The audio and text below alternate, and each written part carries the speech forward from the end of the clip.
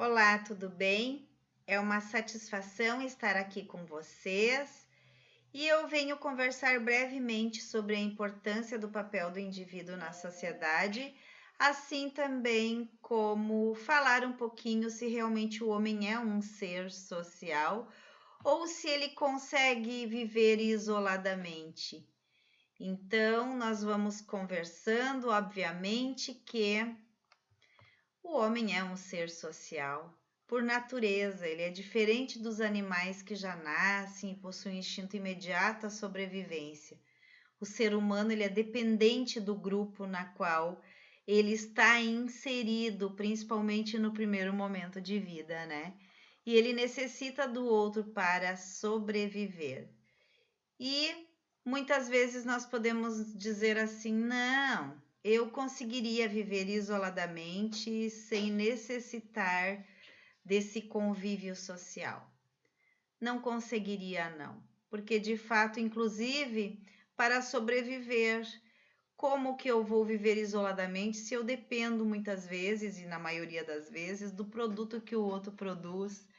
E, enfim, eu teria que trabalhar, eu teria que ter o meu sustento.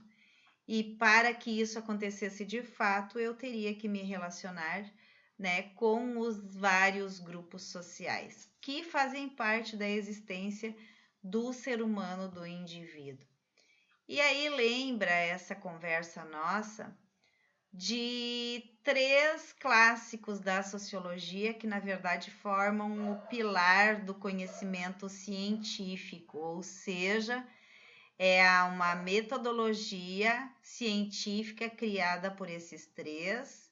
Não vamos conversar e nos aprofundar ainda neles, mas vamos falar deles mais adiante. Mas só para trazer o que o Émile Durkheim falou, ele é conhecido também como pai da sociologia, fundou a primeira escola de sociologia na França.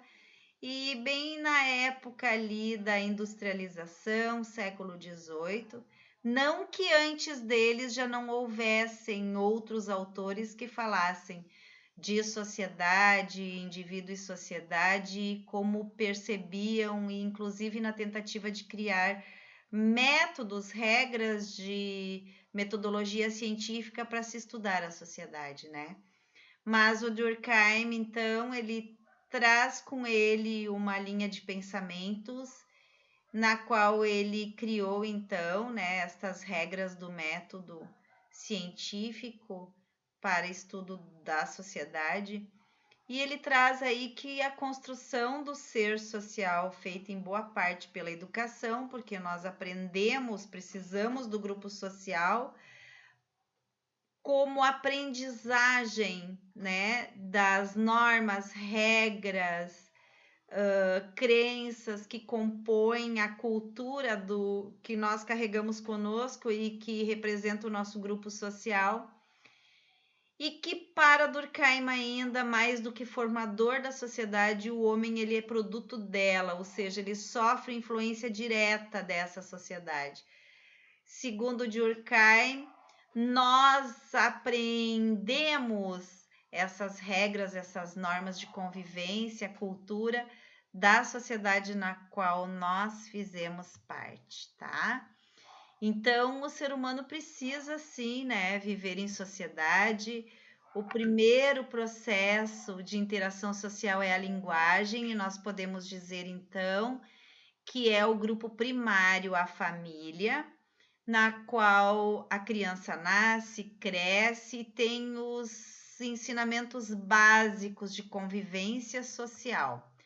E depois, claro, ela vai adquirindo no decorrer que ela vai crescendo através dos grupos secundários, que são a escola, a igreja, depois mais tarde os grupos de amigos, depois a faculdade, o trabalho e todos os outros grupos que ela vai interagir enquanto indivíduo, construindo o ser sujeito, né, que irá caracterizar ela, certo? Enquanto cidadã.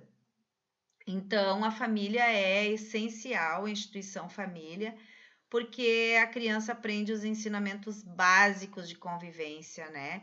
Aprende a falar, a se alimentar, as regras, né? Algumas normas o sim, o não, o porquê, né, das coisas.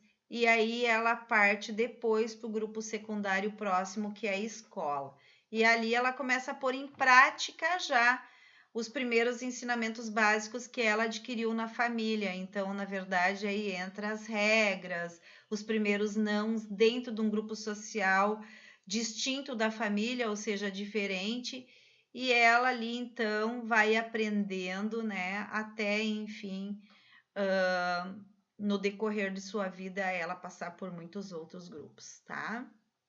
Na adolescência é muito importante, né, gente, o grupo de amigos, e aí depois vem o trabalho, então a interação social ela perpassa os vários grupos que a pessoa vai adentrando, tá? E ela influencia, o indivíduo influencia e é influenciado por seu meio social. Viver em sociedade demanda do cumprimento de regras de convivência, ancoradas na lei de direitos e deveres de cada cidadão. E esse processo de socialização, ele consiste na interação dos indivíduos na sociedade. Obviamente que todas as sociedades, né, têm as suas regras de convivência e que têm as leis, né, os direitos, os deveres de cada cidadão, para que haja então uma convivência comum, certo? E ancorada então dentro desses regramentos que são essenciais. E aí eu trago outro, né, outro âncora da sociologia que também tem as suas próprias regras metodológicas de ver a sociedade, Max Weber. E Weber, na verdade, ele traz um olhar mais compreensivo para a sociedade, tá? Ele criou um tipo ideal na qual um modelo de comparação de sociedades que a gente vai ver numa próxima aula. E ele tem um olhar um pouco diferente, ele se diverge aí de Durkheim, que Durkheim diz que o indivíduo ele é muito moldado pela sociedade, né? E pouco molda essa sociedade. Mas para Weber é diferente. Weber diz que o indivíduo ele é dotado de ação social, que tem um sentido essa ação, né? E tem uma finalidade, é racional. E o indivíduo escolhe os grupos na qual ele quer fazer parte, as escolhas dele. Durkheim já acha, o primeiro lá que a gente viu, que as escolhas muitas vezes elas são escolhas influenciadas pelo grupo social na qual a gente faz parte, tá? E aí entra o Marx, que é o terceiro clássico da sociologia, que Marx é muito polêmico, né? Mas também traz aí um olhar científico metodológico para a sociedade. E Marx diz que a história das sociedades todas, ou a história da humanidade, é baseada na história da luta de classes. Sempre teve esse conflito de quem detém o poder e daqueles que acabam, entre aspas, né, sendo sucessíveis e sendo escravizados por essa sociedade ou sendo explorados por ela, tá? E aqui, obviamente, ele vem também na era da industrialização, século XVIII, e ele diz que o maior confronto aí é o mundo capitalista, né?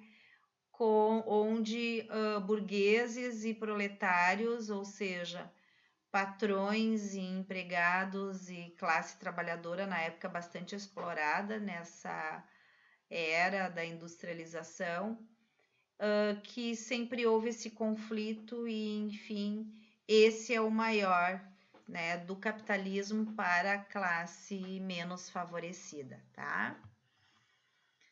Então, a história da humanidade, ela tem demonstrado, sim, que o indivíduo ele se torna sujeito através das relações sociais que se estabelecem através do viver em sociedade. E o fazer parte dessa grande engrenagem social também condiz, né, com essa influência do meio para com o nosso comportamento, onde nós carregamos então conosco toda uma bagagem cultural composta de regras, normas de convivência, crenças, ritos, mitos e enfim, é um conjunto muito complexo, muito grande de ensinamentos adquiridos que fazem com que nós sejamos identificados dentro da sociedade na qual nós fizemos parte. E a gente fica por aí hoje, né? Importante vocês refletirem nesse momento de maior isolamento, o quanto que é difícil, né, ficarmos isolados, porque na verdade nós somos seres sociais e construímos o eu sujeito através das várias experiências de convívio dentro deste processo de socialização, na qual se inicia no grupo primário, que é a família, e depois nos secundários, que são os demais grupos sociais que completam esse grande aprendizado aí de convivência e que fazem com que o papel de cada um de nós é tão importante nessa imensa engrenagem social, nesse imenso quebra-cabeça aí que compõe a história da humanidade, cada um daí dentro do seu tempo, né, fazendo então o seu papel enquanto cidadão, enquanto ser, enquanto sujeito.